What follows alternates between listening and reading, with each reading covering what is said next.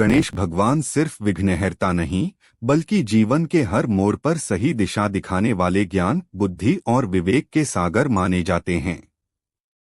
उनकी हर कथा, हर प्रतीक, हर गुण और हर संकेत में एक गहरी आध्यात्मिक, मनोवैज्ञानिक और व्यावहारिक सीख छिपी हुई है। अक्सर लोग धार्मिक रूप से गणेश जी की पूजा करते हैं, लेकिन उनकी कहानियों को यदि जीवन में लागू किया जाए तो वही सामान्य उपासना एक अद्भुत जीवन मार्गदर्शन बन जाती है। गणेश जी की कहानी किसी एक जन्म या किसी एक घटना की कहानी नहीं, बल्कि एक ऐसा दर्पण है जिसमें हम अपने जीवन, अपनी गलतियां, अपनी इच्छाएं, अपने संघर्ष और अपने सपनों का प्रतिबिंब साफ साफ देख सकते हैं। गणेश जी के बड़े कान, छोटी आंखें, लंबी सूंड, बड़े पेट और शांत मुद्रा ये केवल प्रतीक नहीं, बल्कि जीवन की उन गहरी बातों को समझाने का तरीका है जो हम में से अधिकतर लोग अपने संघर्षों और सफलताओं की भीड़ में भूल जाते हैं। यही कारण है कि गणेश जी को पहले पूजने का अर्थ सिर्फ धार्मिक विधि नहीं, बल्कि यह संकेत है कि जिंदगी में किसी भी काम की शुरुआत विवेक, धैर्य, बुद्धि और स्पष्ट मन से होनी चाहिए। गणेश जी की जिंदगी हमें सबसे पहले यह सिखाती है कि ज्ञान कभी बाहरी चीज नहीं होती, यह हमेशा भीतर से जन्म लेती है। जब पार्वती माता ने गणेश जी को मिट्टी से बनाया तो यह केवल एक कथा नहीं, बल्कि यह संदेश भी है कि मनुष्य स्वयं अपनी नियति को अपने भीतर के पदार्थों से गढ़ सकता है। मनुष्य चाहे कितना भी साधारण क्यों न दिखे, चाहे उसका जन्म कितना भी सरल साधारण परिस्थितियों में क्यों न हुआ हो, उसकी शक्ति उसके भीतर होती है, बाहरी दुनिया में नहीं।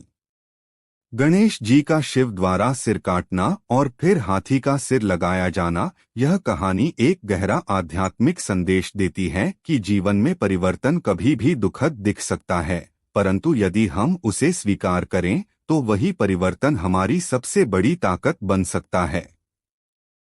एक समय था जब गणेश एक साधारण बालक थे, पर जीवन ने जब उन्हें परखा तब वे अपनी नई पहचान के साथ दुनिया के सबसे पूजनीय देवताओं में एक बने। यह हमें सिखाता है कि कोई भी कठिनाई, कोई भी हादसा, कोई भी परिवर्तन हमारे जीवन का अंत नहीं होता, बल्कि एक नई शुरुआत का द्वार होता है।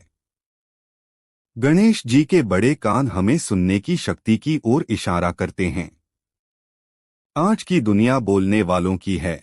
हर व्यक्ति अपनी राय, अपनी बात, अपनी शिकायत, अपनी सोच को सबसे ज्यादा महत्व देता है, लेकिन गणेश जी का प्रतीक बताता है कि जीत उसी की होती है जो अधिक सुनता है। सुनना केवल आवाज सुनने का कार्य नहीं है। सुनना मतलब है भावनाएं समझना, परिस्थितियों को समझना, समस्याओं की जड़ तक पहुंचना और किसी की पीड़ा को बिना निर्णय दिए महसूस करना। जीवन में रिश्ते, करियर, व्यापार, शिक्षा, हर जगह सुनने वाले लोग ही आगे बढ़ते हैं।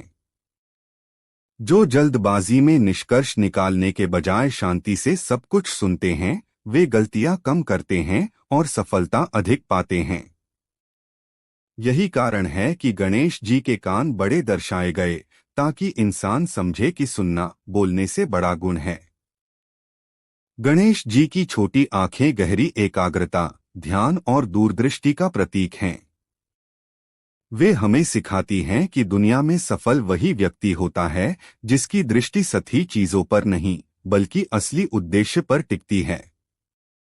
आज के भटके हुए समय में जहां ध्यान भटकना, विचलित होना, तुलना करना बहुत आसान है, छोटी आंखों का प्रतीक यह सिखाता है कि अपने लक्ष्य को छोटे छोटे हिस्सों में बांटकर स्थिर मन से निरंतरता के साथ काम करने वाला व्यक्ति ही जीवन में महानता प्राप्त करता है। कोई भी बड़ी सफलता एक ही दिन में हासिल नहीं होती, यह छोटे छोटे प्रयासों, अनुशासन और निरंतर ध्यान का परिणाम होती है।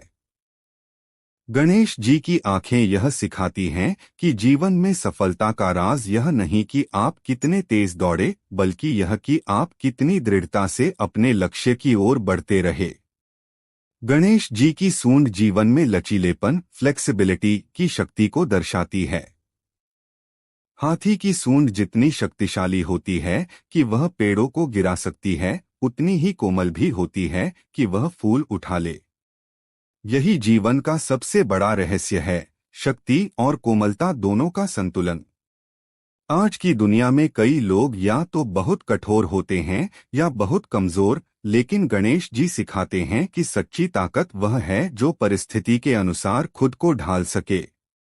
यही वजह है कि सूंड कभी दाएं मुड़ती है, कभी बाएं, यह सिखाने के लिए कि मार्ग बदल सकता है, किंतु मंजिल नहीं। जो जीवन में परिस्थितियों से टूटते नहीं, बल्कि उनसे सीखकर आगे की दिशा बदलते हैं, वही विजेता बनते हैं। गणेश जी का विशाल पेट धैर्य, सहनशीलता और जीवन के उतार चढ़ाव को पचाने की कला का प्रतीक है। मनुष्य प्रत्येक घटना का, प्रत्येक अपमान का, प्रत्येक असफलता का बोझ अपने मन में जमा करता जाता है, फिर वही बोझ उसे भीतर से तोड़ने लगता है। गणेश जी का बड़ा पेट हमें यह सिखाता है कि हर बात को दिल पर नहीं लेना चाहिए, कुछ बातें छोड़ देना ही सबसे बड़ी बुद्धिमानी है।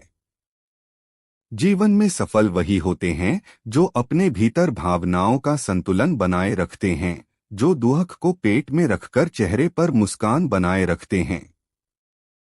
बड़ी परेशानियां बड़ी सोच वाले ही संभाल सकते हैं, और यही रहस्य गणेश जी अपने प्रतीक में छिपाए हुए हैं। गणेश जी का वाहन मूषक चूहा है, जो हमारी इच्छाओं और वासनाओं का प्रतीक है। चूहा हमेशा इधर उधर भागता है, कुतरता है, कभी स्थिर नहीं होता। यह ठीक उसी तरह है जैसे मनुष्य की इच्छाएं। यदि इच्छाओं को नियंत्रित नहीं किया जाए तो वही इच्छाएं मनुष्य को कुतरती रहती हैं। परंतु गणेश जी चूहे पर विराजमान होते हैं, जो यह सिखाता है कि इच्छाएं बुरी नहीं, लेकिन उनका स्वामी मन होना चाहिए, दास नहीं। जिसकी इच्छाएं नियंत्रित होती हैं, वही जीवन में शांति, संतुलन और वास्तविक सफलता का अनुभव करता है।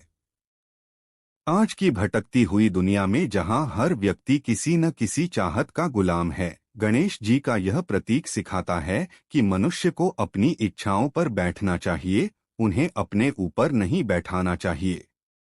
गणेश जी की टूटी दांत, एक दंत, गहरी त्याग भावना की निशानी है। कथा बताती है कि उन्होंने महाभारत लिखने के लिए अपना दांत तोड़ दिया ताकि लेखन रुके बिना चलता रहे। यह सीख देती है कि महान काम त्याग मांगते हैं।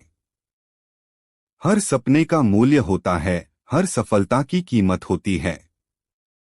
जो लोग आराम, आलस, दिखावे और भय को छोड़कर त्याग करने को तैयार होते हैं, वही दुनिया में बड़े काम कर पाते हैं।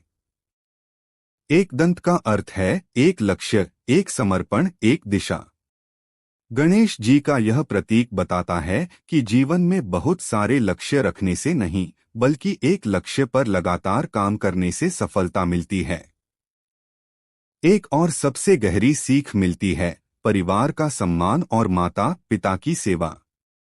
वह प्रसिद्ध कथा जिसमें गणेश और कार्तिकेय प्रतियोगिता करते हैं कि कौन तीनों लोगों का चक्कर पहले लगाएगा, और गणेश जी केवल माता पिता की परिक्रमा करके विजयी हो जाते हैं, यह जीवन की सबसे प्रभावशाली सीख देती है।